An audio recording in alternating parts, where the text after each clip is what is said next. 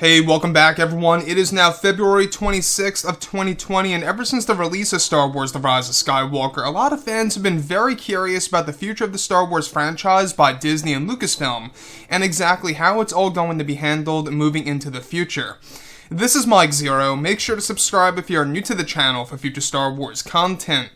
Now, I'm sure that a lot of you, or the majority of you guys out there, have heard the big news just yesterday about Bob Iger leaving Disney as the CEO of Disney. He's moving away from Star Wars, Marvel, and everything related to Disney as a whole. And that another Bob, yes, there is another, as Yoda would say, Bob Chapek is actually coming into play here as the Disney CEO. Now, he has been with Disney for 27 years and will now be taking over Bob Iger's position as CEO during this transition. Now, on top of all this, we do know that they are going through a very specific phase, and this phase is really trying to evolve the franchise into something new. We've seen a great example of this. The first step was introducing a brand new era called the High Republic era, which takes place 200 years before The Phantom Menace. That's just one of the eras. We're getting actually quite a number of other eras in the mix that's going to be taken from Star Wars Legends and brand new ones as well. It's going to fill in the gaps in between the movies and before The Phantom Menace and even after Episode 9, etc., etc. So, with that being said, what's really intriguing is that now that both Disney and Lucasfilm are finished with The Rise of Skywalker and the entire Skywalker saga, they are moving on to their new Star Wars universe, also known as their new expanded universe, that will take fans into new eras and to also create a brand new mythology. It's also explained that currently Bob Iger, the CEO of Disney, is making his transition out of Disney with Bob Chapek taking over as the new head.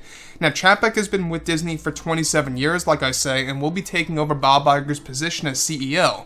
However, it's noted that one of the big plans that Bob Iger has is to leave behind a legacy that will fall into the hands of Bob Chapek, where it's explained that part of this has to do with restarting the Star Wars franchise as far as many of the canon lore goes, as well as bringing back Star Wars Legends into the mix, and even restarting stories related to Luke Skywalker with this new Star Wars universe that is going to evolve the franchise furthermore.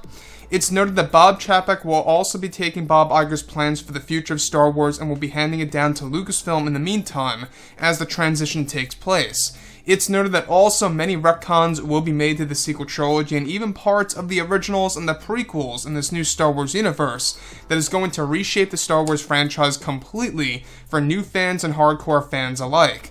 This plan by Bob Iger that is now being taken care of by Bob Chapek will also not be altered by Lucasfilm's Kathleen Kennedy, as her power to control creative decisions have been taken away over at Lucasfilm, as of now for all projects in the early development phase. This is Disney's plan to make Star Wars the best that can be, and it fixes aspects for the past of the fans. So, the thing about Kathleen Kennedy, this really is a light at the end of the tunnel, like I always say. The fact that her power has been taken away to alter many of the creative decisions by the creatives over at Lucasfilm for these new Star Wars projects, whether they're TV shows, movies, books, novels, you name it, this is good news. Now, the thing about with Bob Iger stepping down as Disney CEO just yesterday, this really came out of the blue. What a surprise, right? We do know that this all has to do with the transition. Now, obviously, this is going to be a slow phase. He's not, he's out immediately, but there's still going to be a transition for Bob Chapek to really take over as the real Disney CEO. It's going to take a bit of time. And with that being said, Bob, the new Bob, as I like to say, is going to really be taking Bob Iger's legacy. This legacy is to restart the Star Wars franchise, not just as far as the Star Wars canon lore goes, but also introducing Star Wars Legends back into the mix, and really making a lot of retcons to the prequels, the originals, and the sequels. Now let's dive into this, because this is quite worrisome on a specific level.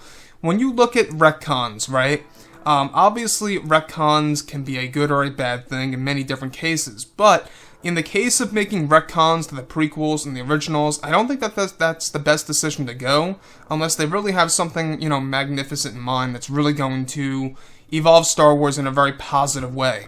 As far as retconning the sequel trilogy goes, that I can understand. It all depends on exactly what they really want to retcon, though, as far as the Star Wars universe goes. So, Chapek, like I say, he's been with Disney for 27 years. And now that he has been promoted to Disney CEO, it really makes you wonder exactly what Star Wars is going to look like in 2021, 2022, and so on and so forth throughout this entire decade. I'm very intrigued. I'm very interested to see how he will compare to Bob Iger, and how that's actually going to directly affect, Lucasfilm, and how that's going to affect Star Wars as a brand.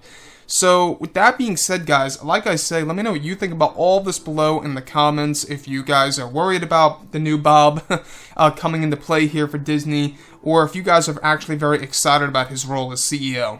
So anyways, guys, drop a comment below. Let me know what you think about all of this in the comments. And if you guys did enjoy the content for today, do make sure to drop a thumbs up on this video to support the channel. I thank you all so very much for the kind support, and I'll catch you guys next time. Yeah.